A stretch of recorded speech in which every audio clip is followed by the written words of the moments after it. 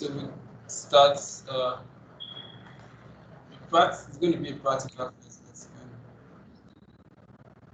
obviously. So sorry, sorry about that. So purely practical class, and you're going to take some use cases. So let me open my workbench.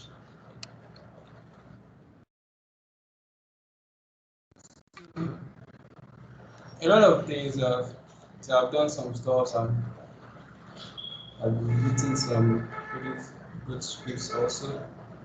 It's SQL, so I've worked with Oracle most of the times. But then there's just a little difference between all these RDBMS. So I'm waiting for my workbench to open. So I have some pretty scripts that I've written. So then I'll show you some. I'm just logging to my workbench. Uh,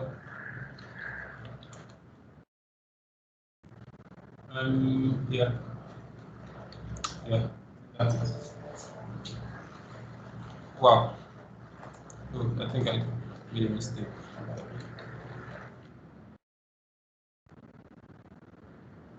Shouldn't be. Oh, we are live. We are live. So, so first of all, I was faced with a challenge. So there was this challenge there was this thing that just came to my head. So suppose you just have a table, and a transactional table that has a lot of transactions, that, like in this case, are daily transactions, and it's a financial institution, for example. And this table is supposed to contain data every day.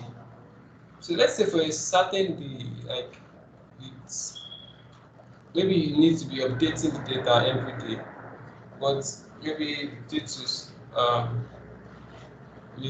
some reason you just forget to maybe have a procedure that you run daily, and you forgot to run that procedure. Maybe you didn't automate the task and stuff like that, or maybe the task just refuses to run, maybe due to the server not being available at the moment. And so you just want to check whether there's some missing dates in this table. It contains a lot of records, and how can you figure this out? So I was posed to that challenge, and I was like, okay, I cannot make this right. I cannot do this. So I wrote a query. So I would like to show you that query. So let me just open an SQL script. So there's this. Let me open it. And not on that. No.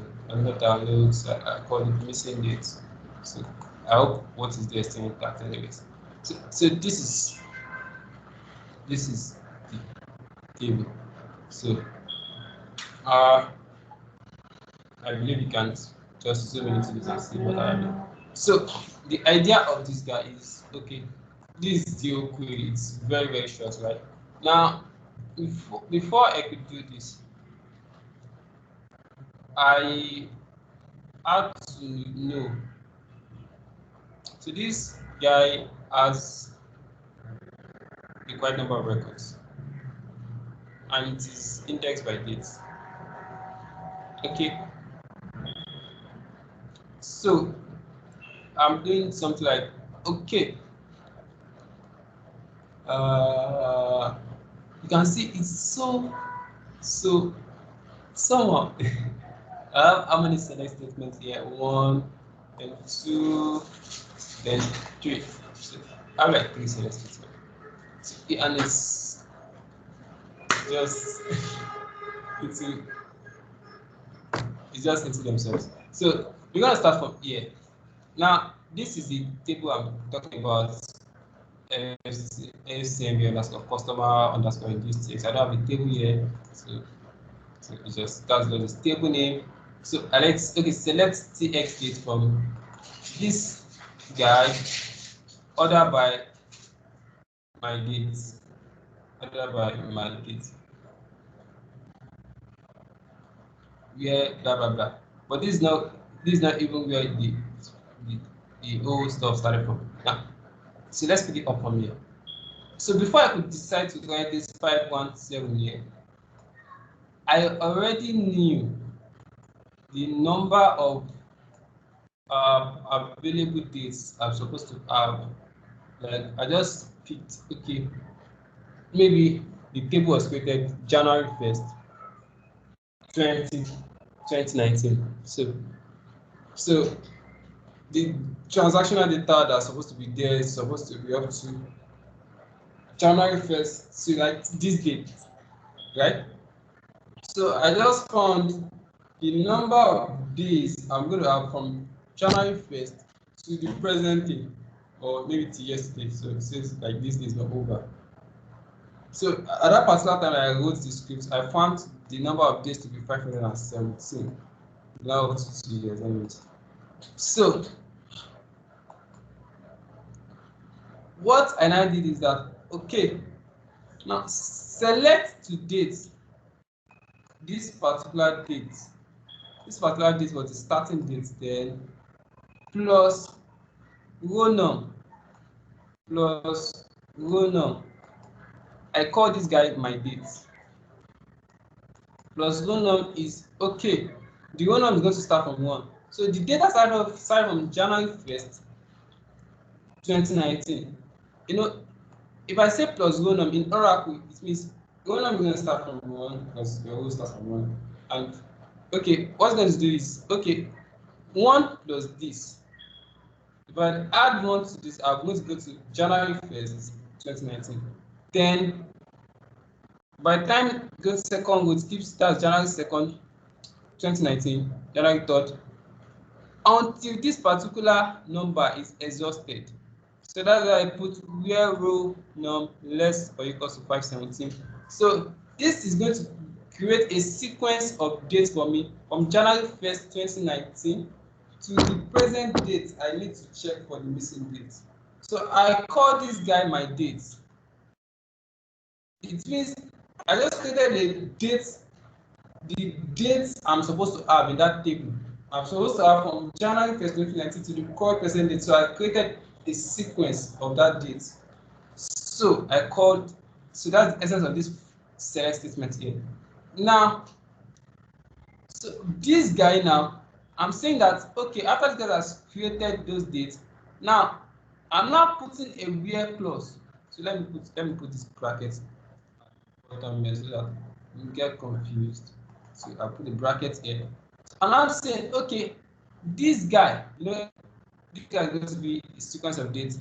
So I'm not saying, okay, where the dates I have in this guy is not in the transaction date that is in this table. So select, so I'm saying that select my dates from this sequence of dates where the date I have, which is my date in this particular sequence of data I've created, is not in the table that I want to check for missing date. So check the date that are missing, that are not in this guy. So select them for me. So if I don't have a particular date, so if some sequence of data I've created here are not here, fetch it out for me. So that's going to give me the dates that are missing in this particular table. So I'll be able to say that, okay, for this particular date, there are no data for this table. I don't feel. I don't know whether you understand me. I don't know whether you are flowing with me, but I believe you are flowing with me. You know. So I was able to think for that perspective. It was really. You should see me that day. I was. So yeah, I was just like, okay, order by my dates in descending order, so I can see from the recent dates. So that's why I put this last statement. So with this query, I should be able to see the missing dates in the particular data. So I should be able to tell that, okay, for this particular date, there was no data available. Maybe the person you run the procedure to transfer the particular data for that particular date. So this actually works out fine. But in my SQL, if I want to tweak this a little bit, you know, it's because I have what we call the row num. I could be able to use the row num in Oracle then, but here I won't be able to use the row num. So So it means I have to find another way to do this in my SQL. But I don't have that in my head. I don't have that in my head at the moment. I don't think I have that in my head at the moment. So that's one way. That's a practical kind of example. Now let's look at another query, another thing I did. So there's this data. There's what we call ROU, remote on us, in banking now. So what it means is that if you take your card to so you have a GT Bank account and you take your card to any other bank that is not GT Bank, any transaction you make, if you make more than 3 transactions in a month, after that top transaction, you're going to be deducting what we call ROU. So when you use your card in another ATM, they deduct some certain amount. I don't know. It was 65 naira before. I think it's 35 naira now. So there's this ROU table. So I need to generate the average ROU charges a particular customer has generated in a month on a monthly basis. Then I'm going to find the average. And this average now, so it means for January, I must be able to tell the number of ROU that has been generated on this person. So it's not, in this case, it's not in terms of the charges, like the number of times. Okay, if I should use my card 15 times in other banks, it means in a particular month, it means I'm going to have like 13 ROU and 12 ROU, because for the first 2 charges, you will be charged. So I should be able to tell the number of times ROU was generated with your card. So what banks are looking at is that they want to increase the number of ROU that other banks generated using. They want to increase the ROU that they get from other. This is how it works. Now banks, GT Bank now, they want to place in their ATM. They want to position their ATM in a situation whereby they don't want other GT Bank holders to do transaction in other banks. So they were looking for a position whereby they have customers that use other banks to do transaction instead of their bank. So they want to reduce the number of their customers that use other banks to generate transaction, and they want to increase the number of customers from other banks that uses their own ATM to perform transaction. Because if a person in FCMB uses ATM and GT Bank ATM terminal and they gain ROU for that person, FCMB is expected to pay some certain amount to GT Bank. So they are gaining revenue from that aspect. So they don't also want to pay to other banks in that regard. So they are looking for a way to reduce the number of transactions that their customers generate from other banks. But likewise, they want to increase the number of transactions that other banks do with their own ATM terminal. I don't know whether I'm making sense. So I need to generate a table that aggregates those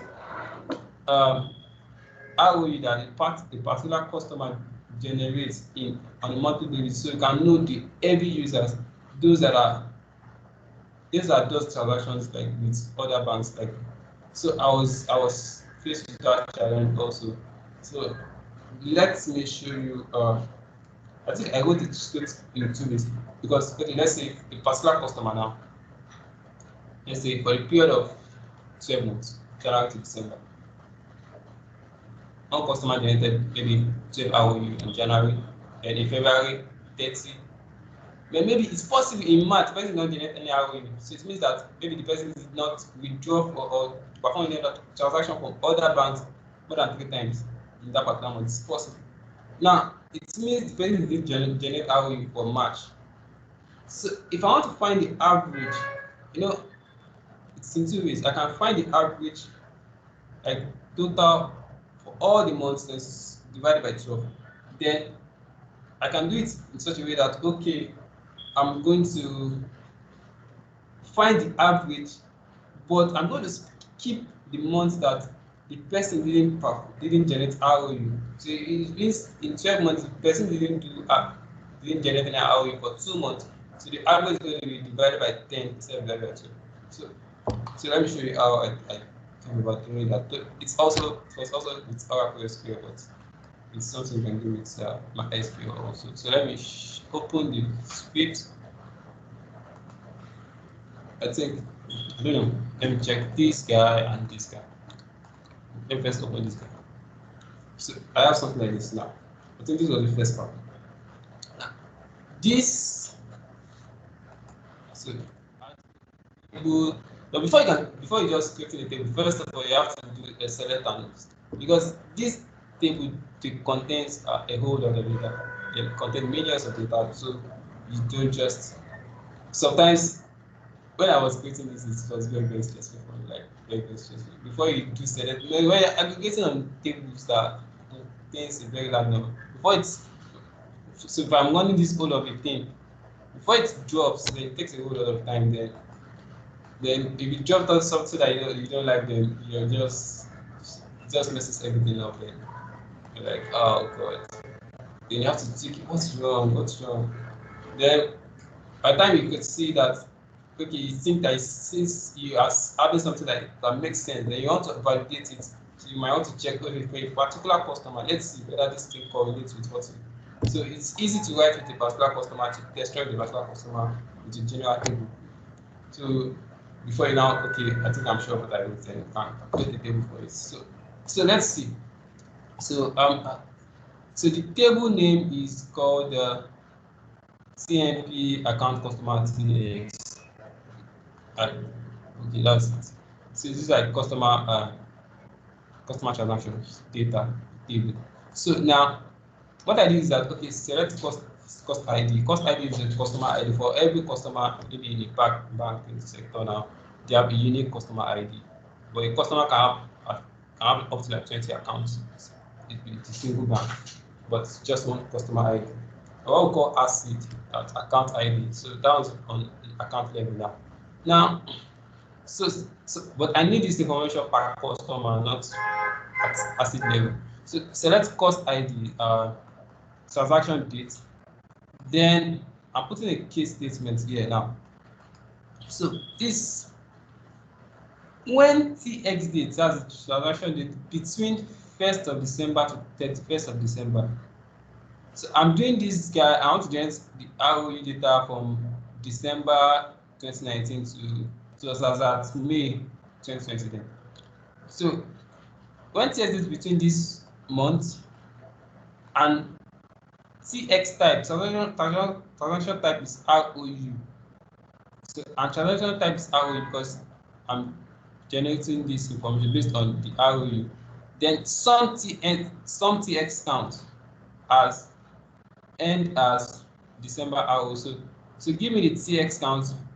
The TX count is the number of times, like you have a column called TX count.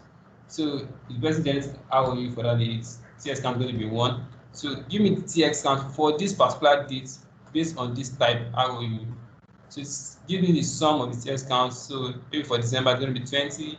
So give me the sum. Now also this is single column. So because I've ended the case statement here, so this is going to give me a single column. So for December 2019, this particular customer generated this. This customer generated this. So this is single column. Now another column using the case statement. So when the date falls between 1st of January to 31st of January 2020 and the type is ROU, then give also the TX count. I did the same thing for February, March, for April, for May 2020. So I'll have the cost ID, the transaction date. I'm going to have for particular month, that's I have 1, 2, 3, 4, 5, 6, 7, 8 columns.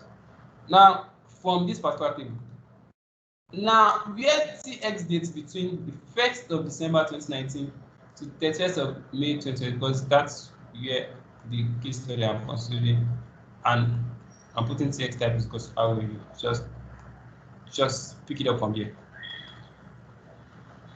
Then I have to go by cost ID, then by TX date and TX type. Since TX type is inside this query, I have to go by TX type too. So now, so this is at customer level for each customer, then for each date, then for the particular TX type. Because you have different types of channels. You can have ROI, you can have cash, you can have web, you can have app. It's a whole lot of things inside the page. So this gives me this first result. Then from this result here, I'm going to do another select, which is this guy you are seeing here. So from this guy, select the cost ID. Now here, select sum of December 19 ROU. Select sum of January 19 ROU. Select sum of February 20 ROU to May. Then go back to here. Now I have to just go back only cost ID, because in this case I don't know. Why I'm doing another select is that because what this one is going to give you is cost ID. Since I'm grouping by TX date, so I'm going to have cost ID, then I'm going to have 1st of December 19. So for the 1st of December 2019, it's going to give me the sum of ROI that person made. Then the same customer for 2nd December 2019, the number of ROI that made. So it's going to do it as per day level. But in this second year, I want to aggregate it as per monthly level.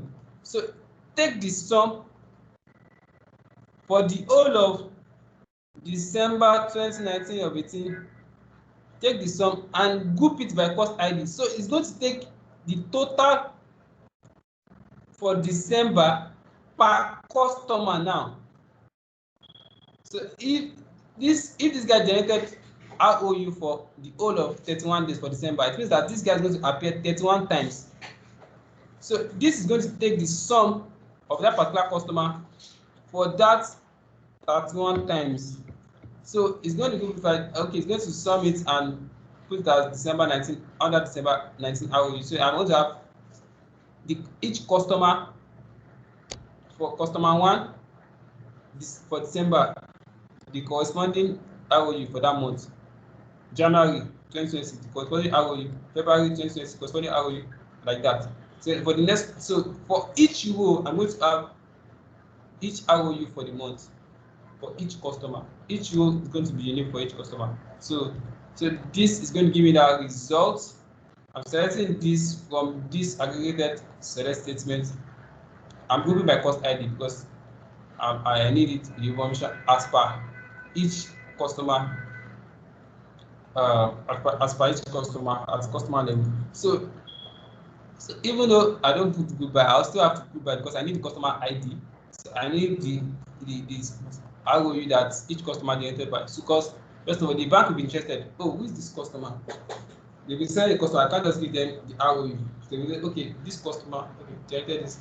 So on the average, they were like, oh, I think this customer is generating more ROU. They can focus on that customer as at customer level. So that is why this guy is really important, and it's pretty very simple to make. You can see. So after I'll be able to do this, then I could just create a table called ROU tab and do this.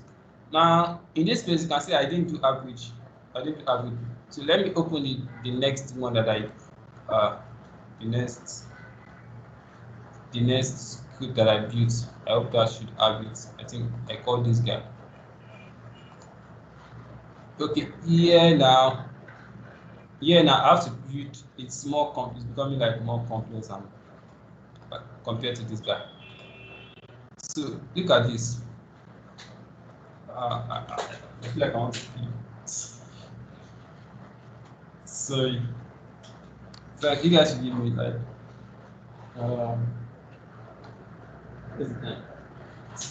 give me like 2 minutes.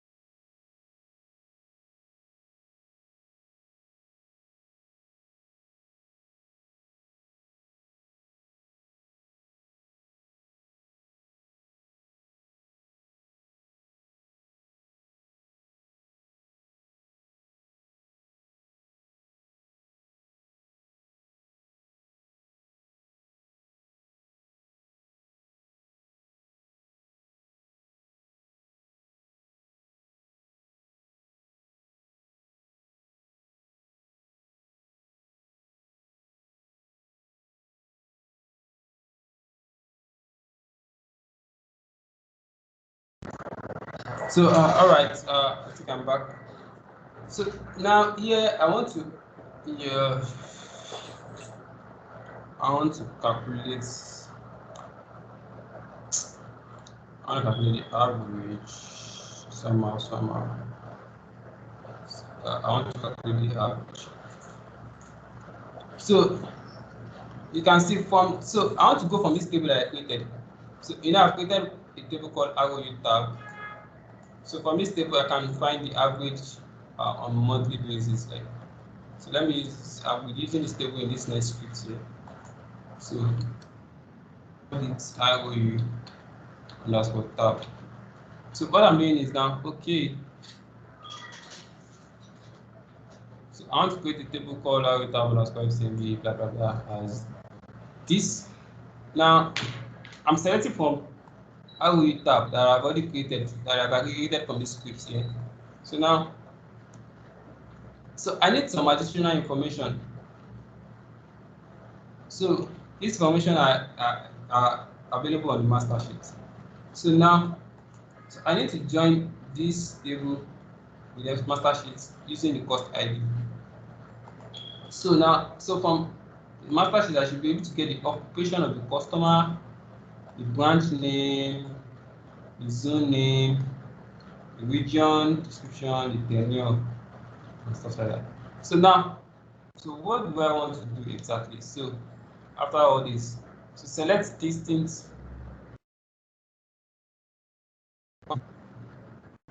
Even though the cost that they are already things, I don't know. So select December 19 ROU. These are the columns available in this particular table that I created before, up to May 2020. Now here, I'm creating what we call monthly average this NN is like not null or non-null ROU average. Don't mind me. So the way I want to create the average is that I want to exclude for months that does not have ROU, so that I won't average it over the months that does not have ROU. It's possible because man not generate. So I'm using the qualis function in this case. I think you can use qualis function. My screen like this. Yeah, you can use it. This is in view already. So I'm using a case function. Case when qualis all these months for ROUs is not null. So case when qualis of all of this is not null, then do this. So what I mean is that when all of this is not null, then proceed to this. Then round, I want to use the round function here. Then into brackets. Then this is the first opening bracket and this is the last closing bracket. And inside the bracket, I have to do qualis of December 19 ROU, comma 0. What this one means is that anywhere you find null value here, you place it with a 0, plus do the same thing in January, February, March, April, and May. So then sum it. So maybe I should have used sum. I don't know why I actually wrote this out specifically like this without not using sum. Maybe it's even easier to write this without using sum. So sum it to the May, then divided by. The reason I'm using case is that because I don't want a scenario for you to consider months that are empty. So I'm using case divided by case when this particular guy is null, then replace it as 0, else 1. Do the same thing with this. If this guy is null, put it as 0, else null. So I'm using 0. So I'm adding up all this length. So that if somewhere is null, it won't take it, the length won't be affected. So let's say for December it is null. If I do 0 plus 1 plus 1 plus 1 plus 1 plus 1. Instead of going to have 6, I'm going to have 5. So all of this is going to be what? Sum all of this divided by 5. Instead of it to be divided by 6. So I didn't use the aggregate function because it's not going to exceed the null value. So that's why I use this case function, so that, okay, if I have two columns that are null, it means that we replace is 0, by the time I do 0 plus 0 is 0, then plus all this one, which is 4, it's going to be divided by 4 instead of divided by 6. So that's why I use this case function for the length. Then comma 2 means round it up to 2 decimal places. Then end as monthly NN ROU average. That's what I call it. Then select these guys, and inner join with everything master C, because I can only find this information from this particular table. Then we have our ROU table on a monthly basis per customer and their monthly average as in that regard. So that's that is that about this guy, and it was actually very interesting, very interesting. So that's one part of. So let me see. I think I still have one more thing to show us, or two. So let me open another script for you. Here I have RGS procedure. RGS is called revenue generating status. Oh, are you serious? Is this what I have? Oh god. No. Oh, let me see what I can see. I can still find it. I created it as a text file one time like that.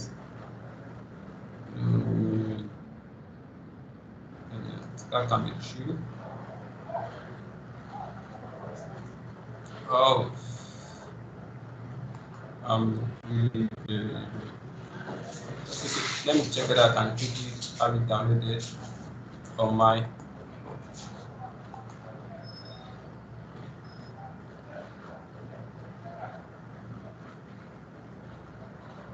I'm going to create it. I don't know that I can use this. Let me see this.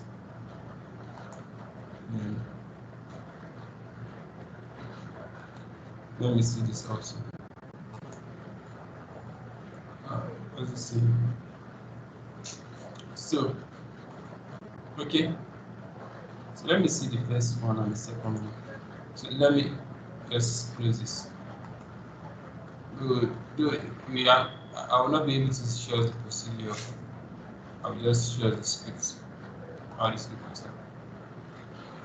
So let me open this. So so now, so all these things I'm showing is was written in Oracle.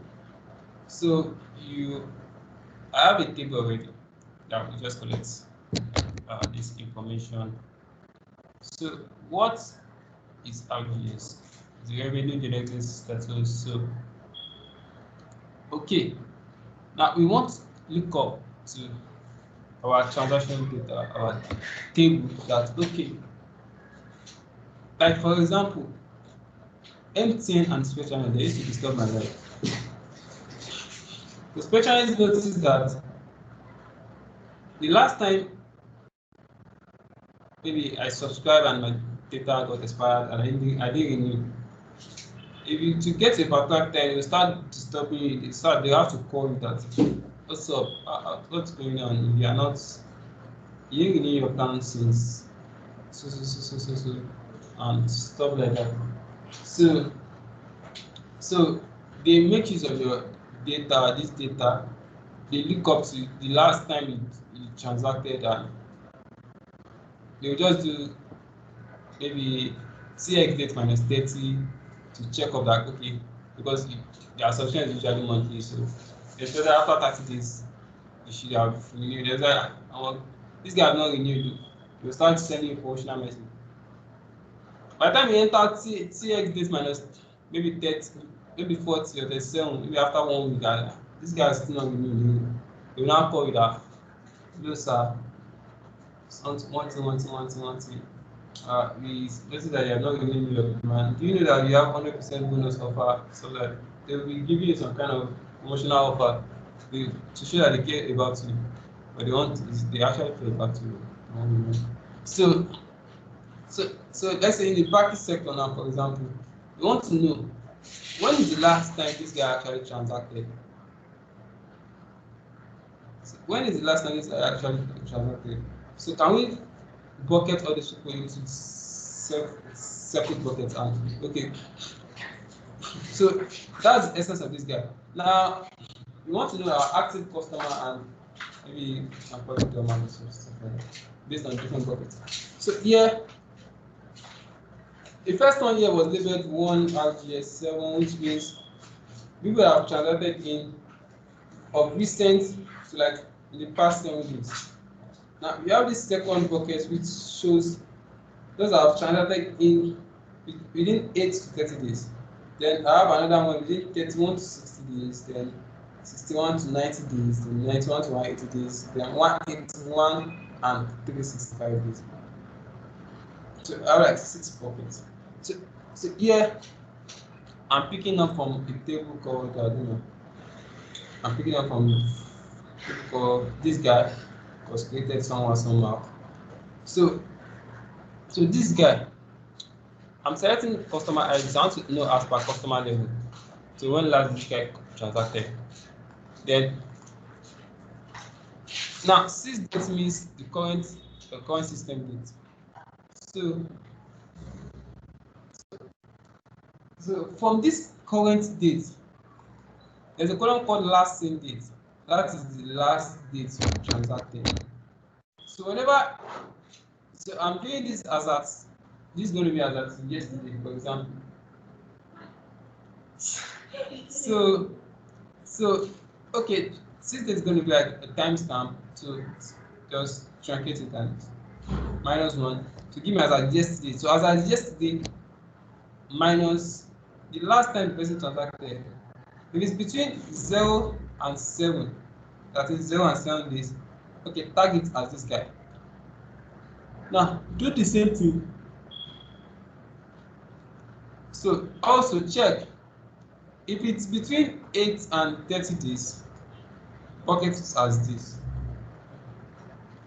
If it's between this and if it's between 31 and 60 days, pocket as this and to this place. Then end as RGS, which like end as a column called RGS. Then from where? From this guy.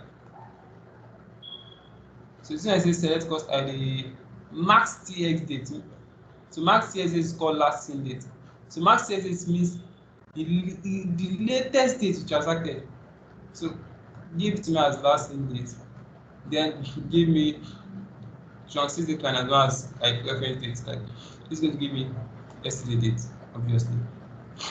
From this table, where I can't type this, I can't also code this. Okay, I want to track based on those have their accounts and channels not equals to charges. So don't give me transactions that are charges. You know, it's possible that you can see the transaction and it's actually charges, not that the person generated the transaction. You know, FCMB, GTB, I'm using GTB for example. GTB can just send you data and you just maybe it's going to be SMS charges and stuff like that. So I don't want this case scenario. So I want TX to be between TX to be between my transaction rate to be between yesterday and 365 days. So just take this data for I need the data for just a year, starting from yesterday. So I need a case study for me because the bucket I'm choosing is actually between a year. So just give me data within a year. I'm going to do it on the old table. So between a year ago and yesterday. So group this also as per customer level. Then let me just put this in the next line. So this is this. Then this next select is selecting based on this. So select this from this place to this place like this now. Then out of this guy, I'll now select the count of customer ID. Call it CNT. Then RGS, this is this particular guy that I've bucketed. Then shrunk 6 days minus 1, call it web date from this guy. So the way I'm calling this guy is like, okay, I want to know at the time I actually ran this, generated this analysis. So just as of yesterday. So count cost ID means I want to know the number of customers that generated transaction. At the last time they generated transaction was a particular bucket. So this one can give me, okay, 30 customers last transacted in 0 to 7 days. Okay, 50 customers last time they transacted was 3160 days. So that's the essence of why putting this. And this can be gotten from this place, from this next selected, because this select are picked from this next select here. So select then group by RGS, then by reference date, which is chunk 6 days minus 1. So this is going to give me then insert into this table because maybe I already have it. I already have this information because I've done the analysis as like it's a weekly kind of stuff or weekly. Let's just say weekly, daily. I'm doing daily. So daily. So for the one I did today, just append it to this table. So I'll be able to see the movement on a daily basis. So if, for example, 30 people transacted, the last time 30 people transacted was 0 to 7 days today.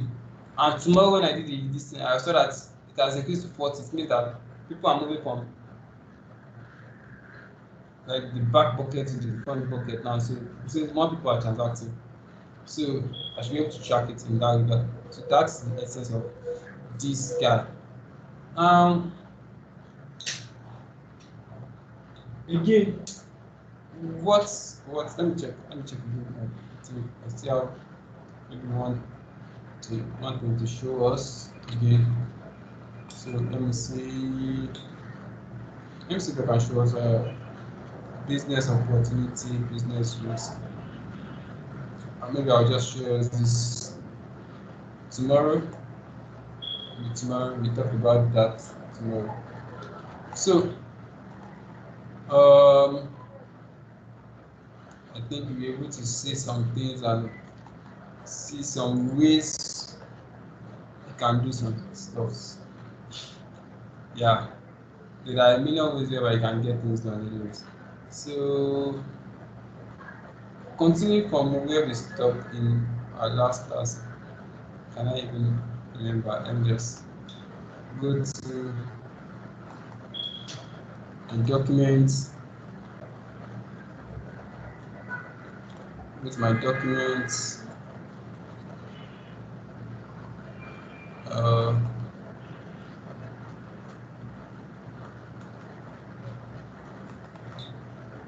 think it's this.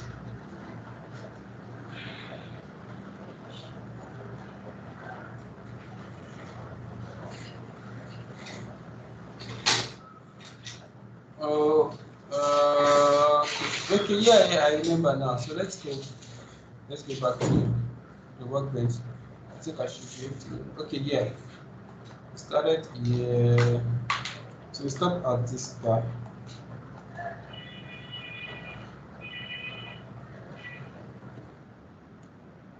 So this guy. This is where you stop. I think I should be able to track it from here.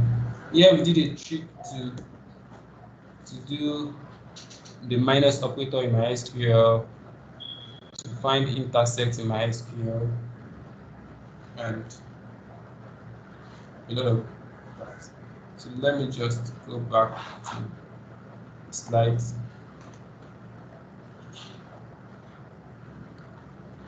I should be able to track where we are. Okay, yeah, we stopped here. So here we're talking about manipulating data.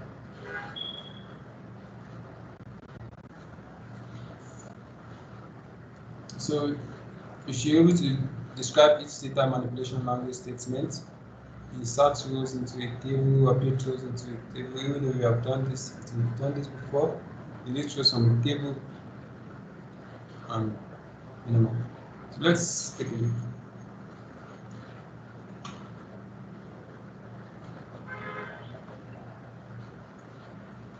So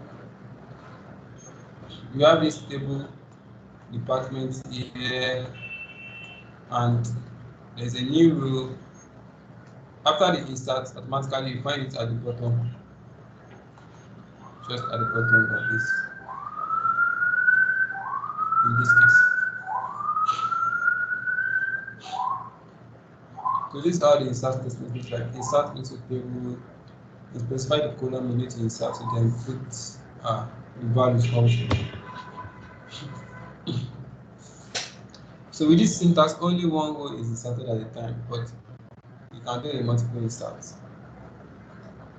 So as in this statement, as you insert into the department, then specify I want it something to go into department ID, department name, manager ID, location ID. Yeah, I think you have like 4 of them. Then okay, I'm 70. The values correspond to the way you listed them in this first bracket here. So this 70 here corresponds to department ID. Public relations corresponds to department name. 100 here corresponds to manager ID. Then 1700 here corresponds to location ID. So note, we are doing insertion. What you are inserting should be compatible to the data type of the column. So if the data type of your column is varchar, for example, varchar or varchar2, whatever it is, you can't insert an integer into it. You can't insert an integer into it. And your data type is an integer or a date, you can't insert a string into it. It's not going to make sense. So you insert what conforms to the data types of the column. So also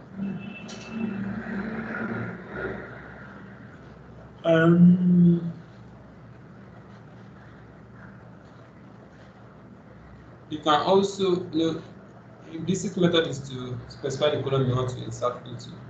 You can also insert explicitly, like you might not specify the column name, but the values you are specifying must conform with the number of columns you have in that table.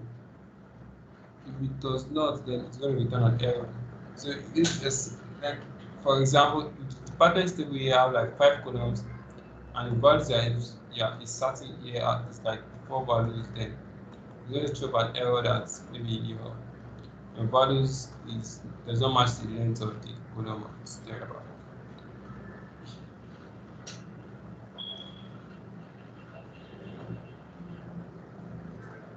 So we already know what this is, this function is. We don't have to talk about that. Inserting into employees here, use one called to date. So just convert this guy to date format, specifying this particular date format. I don't know. There's no work called to date. I don't think there's to date in MySQL. I can confirm that.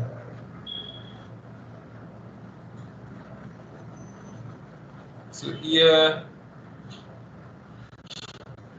you can use this and sign to prompt for values, like you're asking for values, like prompts, like in Python you use the inputs to prompt the user for an input. So you can also do that in Oracle SQL. So moving forward, you can also insert from another table. You can also insert into a table using another table. So as you can see here, you are inserting into the sales reps table. Inserting into the sales reps table. What column are you inserting into? I'm picking ID, name, salary column. So select employee ID, last name, salary, commission from employees, whichever ID like as rep in it. So what I have in this select statement here will be inserted into sales rep table. So the result from this select statement will be inserted in this sales rep. So that's how this guy works out. So yeah, you don't use the values clause. You can say values, then select the. But what is inside the select clause, select statement must match the columns you want to do insert into. As you can see here, I'm selecting 4 columns and inserting into 4 columns. And also, mind you, all these columns that you are selecting should match the format, convert to data type of what I have here. So changing data in a table, so you can, okay, you have an employees table, then maybe at a particular point in time, your salary was increased, then you just need to update that information on the employees table. Then you can say update salary, update table employees, set salary to be equal to so amount, where employee ID is equal to this, because employee ID is unique for every employee. So you can write query like that to update the salary of a particular employee. So let's say, look at this now. Say employee ID, so update employees, set department ID equals to 70, where department ID is equal to 113. So in this case, we want to change the employee ID from 113 to 70.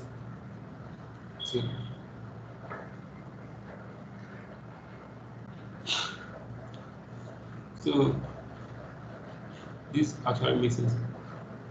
So look at this. If we don't use the where clause, then this actually what's going to happen. Look at update copy underscore employee, set department ID is equal to 110. Now, in this case, because I didn't put a where clause, it's going to change all the department ID I can find in the table to be 110. If you have 22 rows, 22 records, then you're going to have 22 rows updated. So what just happened is that all the department ID you have has been changed to 110. But in this situation, this might not happen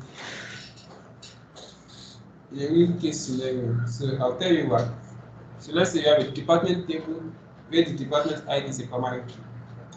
So you are telling me that you want to change a primary key to have a simple value, then that won't work out because it's not supposed to have a null value, it's not supposed to have a duplicate. So then this update wouldn't work. Or in case the column you're trying to update is not a primary key, you are just going to make the whole of that column a unary column. So it's just going to change it to a particular value if there's no record in that statement. So you can also update with the subquery. So let's see. So here we want to update employees table.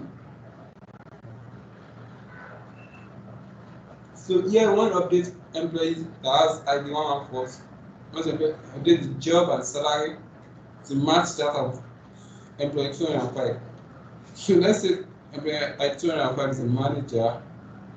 Then 114 has been promoted to become a manager now. So we're going to update the job to the managerial role and salary to match this guy because they are now on the same level. So you can say update employee set job ID to be now equals to select job ID from employees where employee ID equals 205, comma, also salary, so I can update to column equals to select salary from employees where employee ID is also equals to 205. Then I put a where clause where employee ID is 114. Update based on this particular condition.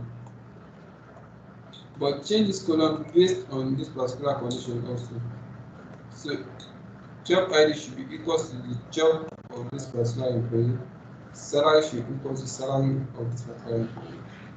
That would make a lot of sense. So updating rules based on another table. I think that's just like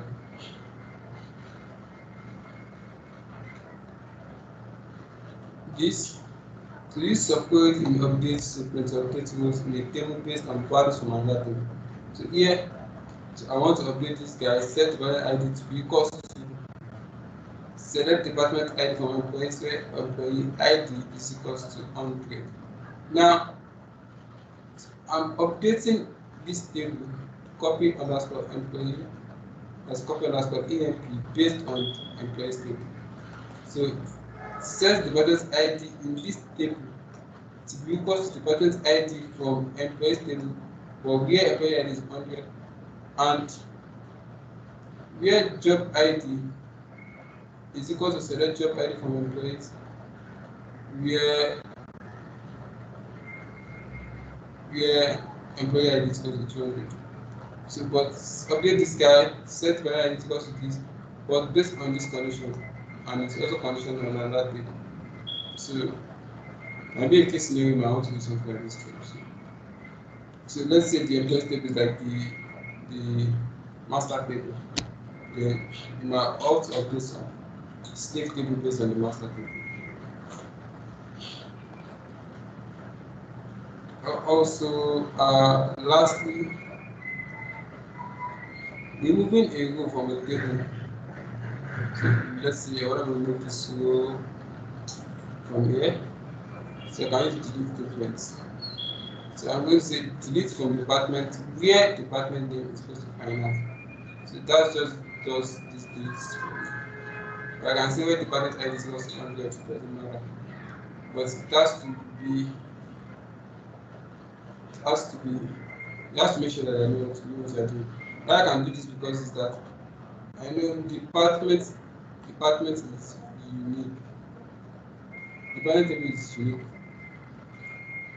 as per department name and department ID.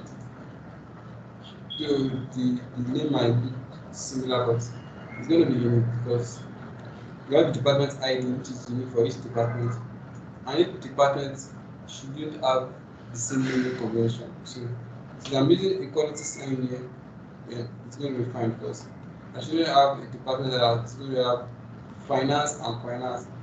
Though you can have finance, then you can have finance and something, but it shouldn't be the same thing. Since I'm using equality sign, then I'm safe that this is going to do it one record. If I just say delete from a particular table and I didn't specify a where clause, then the entire table will be deleted. The entire rows in the table will be deleted. So all rows in the table are deleted if they meet the records.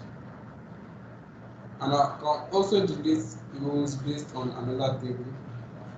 As you can see here, then the trunking statement. Trunking statement is just to delete the records in a particular table, leaving the structure of the table intact. So this removes all rows from a table, leaving the table empty and the table structure intact. So it's a data definition language statement rather than data manipulation statement. Cannot easily be undone.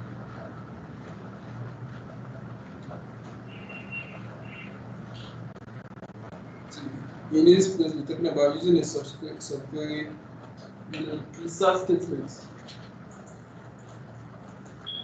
So I'm saying inserting into select employee ID, last name, remove from this, where this values this guy.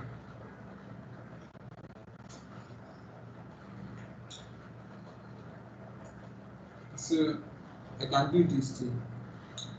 I want to insert values based on this information, because the reason why you can be doing this is because maybe you want to select insert into based on this condition, and what you want to insert also, instead of having to insert into the whole table and having to look up and just update. You can also use a subquery in an insert statement. So look at this result. I just want to verify. So select wherever from employees, where depending that this person is 500. You can see that this is the column we inserted as illustrated here. So that's by the way. Also database transactions. So a database transaction consists of the following: DML statement that constitutes one consistent change to the data, one DDL statement, one DCL statement. So database transaction begin when the first DML SQL statement is executed, end with one of the following: a commit or rollback statement is issued. So a DDL or DCL statement executes automatically. These are exits SQL surplus. So what are the advantages of commit and rollback statement? So with commit and rollback statements, you can ensure data consistency, review data changes before making changes permanent. Group logically related operations. Here, commit is just to like save the changes you made, and rollback is just to go back to particular changes you made. Now look at this for example.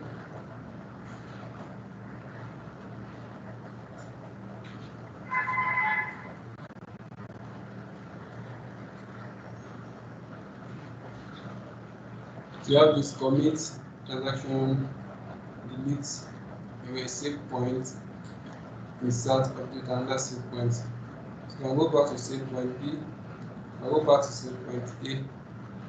If you do a go back, you just go past, go back.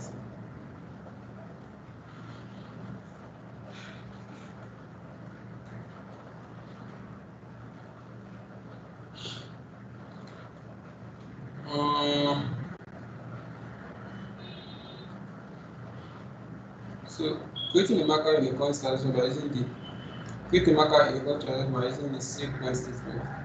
So we can say, okay, I want to save at a particular this particular content.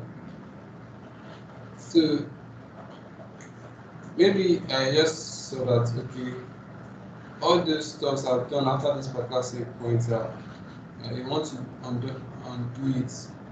Let's say go back to that particular save point, the first save point. So I give the name. So this after an update, I have save points update done. Then save point click here. Then I do an insert.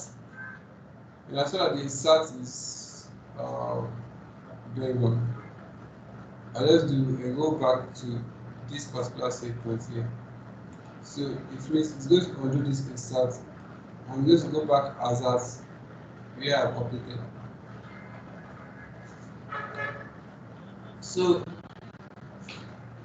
we are going to continue from next class. From here, sorry, we didn't have so much time to talk about this. I'm really very sorry. So in our next class, we continue from here. I don't know. We should be able to, we should be finishing this. Let's talk about some use cases there. Continue from here. Tomorrow, hopefully. Tomorrow. Yeah. So that will be all for today. Thank you all for attending. Bye for now.